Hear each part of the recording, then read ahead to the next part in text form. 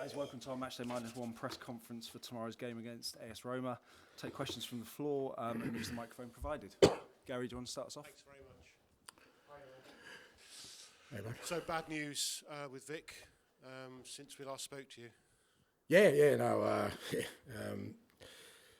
guess a bit of a shock first of all because we obviously saw that he picked up the injury during the game and he was sore at half time, but it was no doubt about him continuing, and so you kind of digest that, and then post game again he was sore, but you're kind of going, well, he's played 60 minutes, sore ankle, we'll tape it up and go again, So it was, but it's I guess, and externally now people realise it's a testament to him as a person. He's just he's as tough as nails, as tough as they come. And the fact that he played at that level, for 60 odd minutes with a fractured ankle was quite outstanding.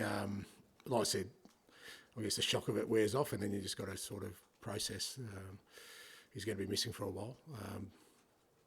Knowing him, he'll push the limits as to how long that is, and also knowing him, you'll get daily updates about that through his Instagram. Big blow, but for him personally, I guess, because he was having an outstanding season for us and really growing as a leader within the group. But we've dealt with setbacks before, and we'll deal with this one. He'll become a bit of a hero, probably already has become a bit of a hero, a bit of a legend with Tottenham fans for playing through an injury like that, no matter what comes next.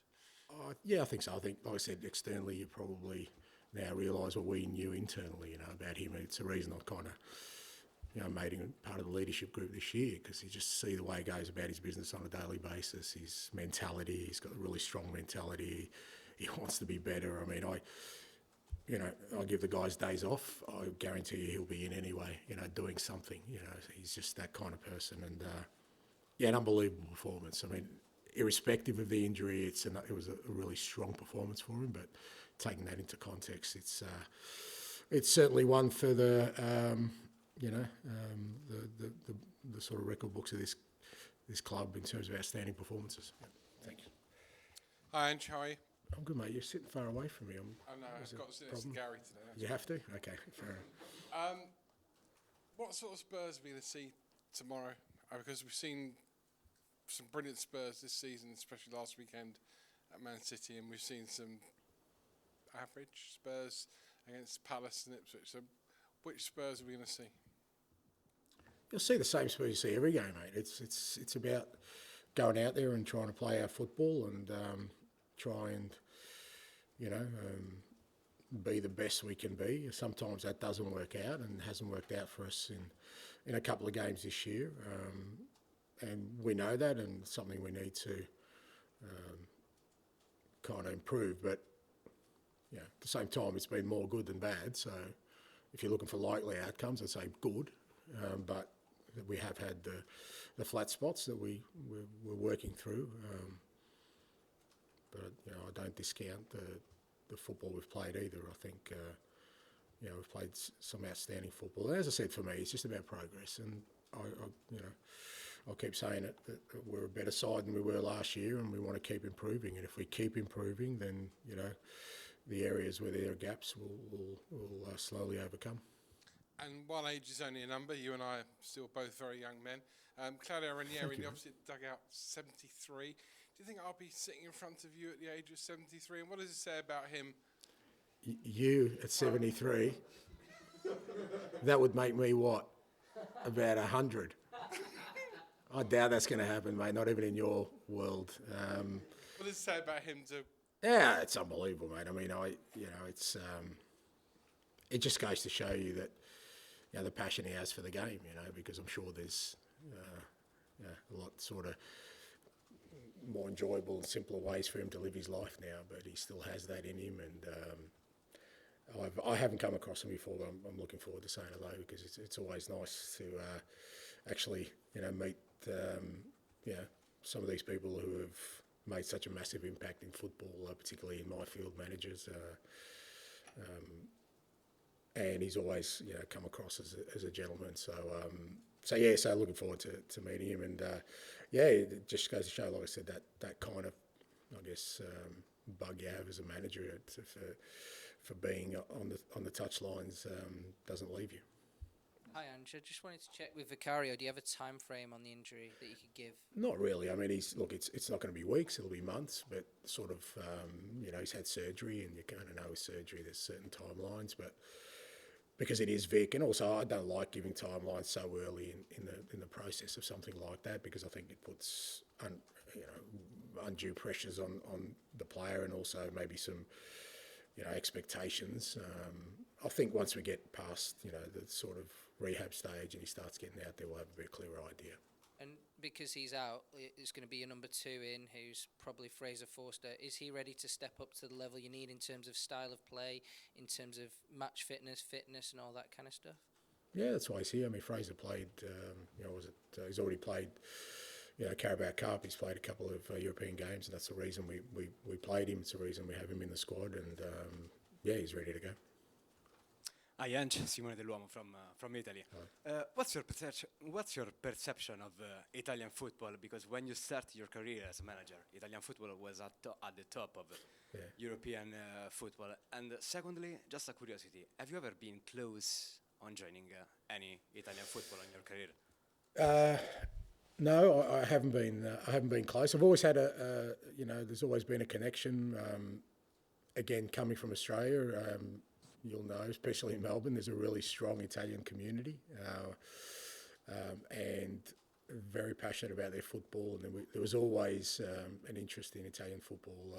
And like I said, it's gone through various stages, from the great AC Milan days and so forth, where some of the best foreigners in the world were playing in Italy, and then some of the best Italian players. I mean, I never had a team in Italy, but I always loved, obviously Sacchi is one of the geniuses of Italian football, and I love watching Sampdoria play when Luca was there, and so I've always had an interest in it, and it's always sort of been at different levels. But you always know when you play Italian teams that because they're so passionate about their football, that's always shown in their teams. But I've never sort of been close to going there, but love the country, love the food, and I love the football. So, Ali. And just want to ask you about Ben Davies. Obviously, fantastic against City at the weekend. It's been talked today about the club maybe taking up an option in his contract to keep him for another year. Been here more than a decade now. Do you think he's a player that maybe gets the recognition he deserves outside this club for the reliability that he brings when he comes in? Yeah, look, I mean, it's hard to say with perceptions, because it depends what your kind of barometer is. And there's so many these days that depending which sort of rabbit hole you want to go into, you could get any sort of outcome you want. But I think I would doubt that anyone who has any sort of real sort of passion for this football club or real passion for football wouldn't say that, he would be very, very highly respected within and outside this football club. He's captain of his country. As you said, the testament to his ability is the fact that a number of coaches through this football club have all entrusted him at different times. So, whether that's my opinion or Jose, Antonio, or Maurizio, or whoever else he's been managed by, that just goes to show. So I don't think there's any doubt that Ben's well respected within the game, and he's still performing at a very good level. Like I said, he's captain of his nation, and with us, he's this year, I think he's really grown into that sort of defensive role of playing centre back, and I said on the weekend him and Arad were outstanding against the top team on the weekend. Quickly about Destiny Udogie and Timo Werner. Destiny came off towards the end of the game. Looked like he had a couple of times he went down. And Timo, maybe when he made the pass for Brendan Johnson. They're both okay, mate. No Both issues. okay. Yeah, no issues. Thanks. Hi, Ange. You obviously gave your backing to Fraser a minute ago, but the club still do have the option to pick up a free agent if they wanted to. Yeah. Can you rule out that possibility? Yeah, no, it's not going to happen. No. Particular reason why? Because you're backing the players Well, you've that's got. why we've got a squad of players. Yeah, I mean, I don't think us signing a sort of a free agent now is going to help us. if I hadn't named Fraser in the Europa squad, then geez, that would have been a radical decision, and you're left with two, then you kind of, again, they wouldn't be able to play in Europe. You kind of look at it, but unless something else happened, that's why we've got 4 goalkeepers. We've got young Luca, who's, to be fair, he's been injured, so he's not really ready. But Fraser I've known for a long time, and he's such a strong character within the group, and always ready to play. Brandon's improving all the time, and Alfie's also sort of been at the club for a while, and whenever he's been asked in terms of the training capacity that they bring, I'm more than comfortable with what we've got. And just on Claudio Ranieri, he's obviously most well known here for what he did with Leicester. Yeah. You talked before about your own journey getting to here, and I guess how unlikely at times it might have been. How much were you inspired by arguably the greatest story to happen in Premier League football? Yeah. I mean, I don't know if it's inspired, but certainly it's what I love about football. I mean, because there aren't many sports where that can happen. Where such an unlikely story of a club and like you said, a manager who had already had a really strong reputation, that it comes together like that in sort of the biggest league in the world. A hell of a story, and it's one of those where if you saw it in a movie, it's great movie, but never going to happen, and it did, and I guess for everyone who lived that experience within, I guess, the Leicester Football Club, and everyone who's associated with the people in there, and I'm sure Claudio and his family. I mean, that's what we all sort of crave, just to leave some sort of footprint or imprint of our careers that sort of lasts beyond our ability to do what we do, and he certainly left an enormous footprint with that season at Leicester. Okay, we'll go Matt and then finish with Dan, please. Beyond what Tom was asking about free agents, does the goalkeeper situation change anything in January? Do you activate something? Yeah, not again, Matt. Not from what's happened now. I mean, look, we've got an injury, and I think any club that gets a significant injury in their goalkeeper, kind of assesses where they're at. I think it's not just another injury, but at the same time, like I said, it is just one injury. We've been dealing with setbacks for a while. I mean, there's a lot of talk about depleted squads. We had 2 schoolboys on the bench on the weekend, and we've been sort of very shallow for quite a while. But because I don't come up here and highlight it every week, doesn't dismiss the fact that we've kind of learned to deal with these things, and this is another challenge for us. January, we're always working towards the next window of what the best sort of scenario is for us, and a lot of that will depend on sort of where we're at from a squad perspective, from a games perspective. But just this injury doesn't change any plans for January. May I also just add, the sort of the great big tables now seem to settling into some sort of shape. How important is it for you, do you think? How big a relief would it be to get one of the top 8 places and skip that extra round? Yeah, I think that certainly needs to be the aim, and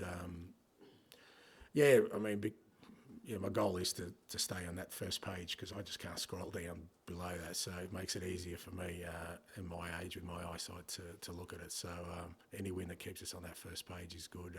Look, our European form, I mean, obviously the Galatasaray game was a disappointing one for us, but in general it's been really good, and again, not in easy circumstances. We had a red card after 5 minutes in the first game. We've played a lot of young players through it, and we've given a lot of players game time, which has been really good, because I think the benefit of Europe for us, apart from we're in a good position, is that guys like Rado and Ben can come in on the weekend and do a good job, because they've played significant game time. We didn't have that last year with our European football. Guys like Archie Gray, Lucas Bergvall, all these guys are getting game time. Obviously Mikey before he sort of picked up the illness. So through us sort of still with me making some significant changes, we've maintained some decent form. We want to continue that, and I think that the quicker you can sort of guarantee that kind of top 8 spot, leaves you that little bit of latitude. Like I said, 2 less games in the second half of the year. I think that certainly has to be our aim. Dan, finish us off, please. And I saw an interview with Joe Hart talking about when he came to Celtic, you changing his perception on having to play out from the back? He's from the same generation as Fraser, that I guess when they started their careers, this wasn't such a big thing and such a big focus. Any similarities there, and can you just talk about kind of, I guess, teaching these older goalkeepers to sort of play that way? Easy how you go with the ageism there, mate.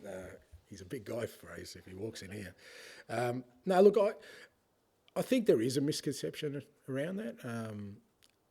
I do want to play out from the back, but I don't need my goalkeepers to be, Maldini or Platini.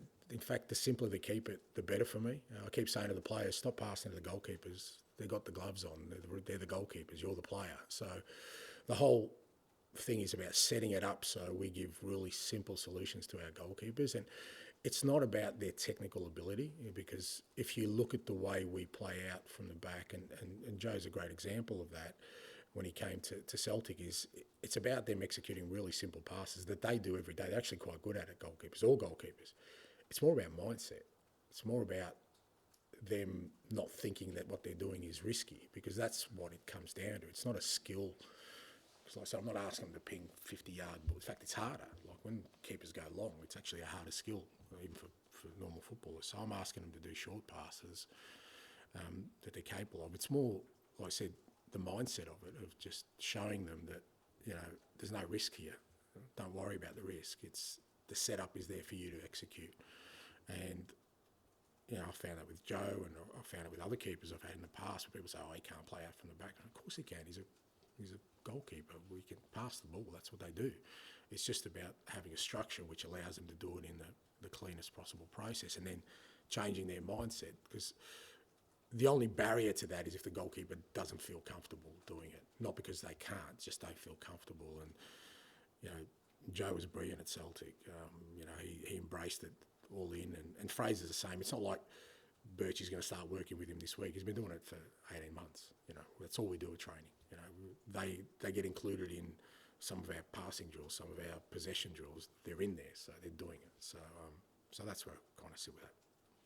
And just on that, I mean, Joe's a kind of interesting case, because people think of Guardiola kind of deciding when he came to City that he couldn't play that style. And in some respects, that's the first thing a lot of people think of when they think of Joe, despite all the stuff he won. So I take it you kind of don't see goalkeepers in the same way, in that he can play out, he can't play out. Well, it depends on what you mean by that, and every coach has got a sort of different version of that. I'm just talking about me. I'm talking about the way we play and the way I don't want my goalkeeper to think that he's got to hit defence splitting passes. That's not what it's about. It's about, I've said before, I want control of the game. So when it is a stoppage or a goal kick, we have control of the ball at that time. I don't want to put that in dispute by just going long. So we want to play out. So, but the playing out is just one bit. It's what's ahead of that, to make it as simple a process as possible. Okay, thank you very much.